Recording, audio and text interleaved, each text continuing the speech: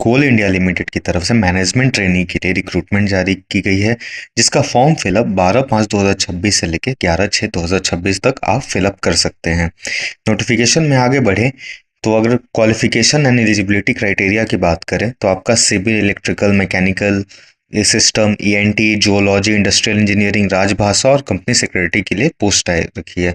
Civil, mechanical, ये जितने भी टेक्निकल ब्रांच है उसमें मिनिमम आपका 60% मार्क्स होना चाहिए रिलेवेंट ब्रांच में। और सिस्टम की बात करें तो फर्स्ट क्लास आपका डिग्री बी टेक में होना चाहिए। जियोलॉजी की बात करें तो एमएससी एमटेक जियोलॉजी में होना चाहिए। अप्लाइड जियोलॉजी में 60% मार्क्स के साथ आप पास होने चाहिए। राजभाषा में बात करें तो एमए इन हिंदी मिनिमम 60% मार्क्स आपका होना चाहिए। बी टेक आपका ऑनलाइन अगर आप कर रखें तो वो वैलिड नहीं है, लेकिन अगर आप राजभाषा पोस्ट के लिए एमए हिंदी अगर आप डिस्टेंस कोर्स से किए हैं तो ये आपका वैलिड है। और आगे बढ़े नोटिफिकेशन में तो जो एलिजिबल ब्रांच है, यहाँ आप सारे ब्रांच को देख सकते हैं जो भी रिलेवेंट ब्रांच है इसके। अगर आप मैकेनिकल से हैं तो जैसे मैकेनिकल इंजीनियरिंग के लिए माइनिंग, मशीनरी, ये सब भी ब्रांच वाले एलिजिबल हैं।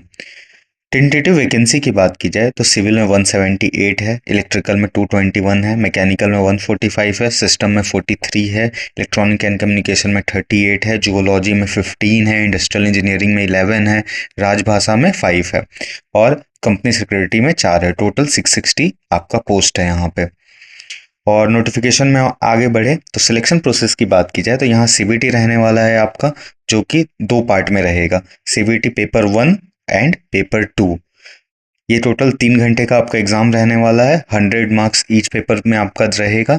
जो आपका फर्स्ट पेपर रहेगा वो नॉन टेक्निकल रहेगा और सेकंड पेपर आपका रहने वाला है वो आपका डोमेन नॉलेज का लिया जाएगा। दोनों ही पेपर में अगर आप अनरिजर्व कैटेगरी से हैं तो 40 मार्क्स आपका ईच पेपर में आना कंपलसरी है पासिंग के लिए। ओबीसी के लिए 35 है और एससी एसटी पीडब्ल्यूडी वालों के लिए 30 है।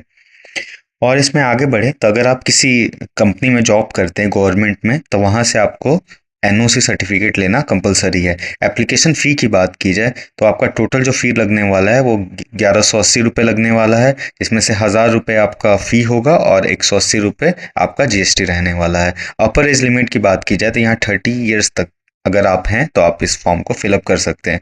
ओबीसी को इसमें 3 ईयर का एज रिलैक्सेशन मिलेगा, एससी एसटी को 5 और पीडब्ल्यूबीडी वालों को 10 साल 13 साल ऐसे मिलेगा। और नोटिफिकेशन में आगे बढ़े तो पे की बात करें तो आपका स्टार्टिंग जो सैलरी रहने वाला है वो 60,000 रुपये रहने वाला है, जो कि E1 ग्रेड में आपको ज्वाइनिंग के टाइम मिलेगा। और उसके साथ ही साथ आपका एचआरए, डियरेंस अलाउंस और परफॉर्मेंस रिलेटेड पीआरपी, ये सारा आपको अलाउंस भी साथ साथ में मिलेगा। पोस्टिंग आपको ऑल ओवर इंडिया में कहीं भी दे सकते हैं। और बस नोटिफिकेशन इतना ही था। अगर ये नोटिफिकेशन आपको फुल नोटिफिकेशन चाहिए तो आप मेरे नीचे दिए गए टेलीग्राम लिंक से भी ज्वाइन कर सकते हैं। Thank you.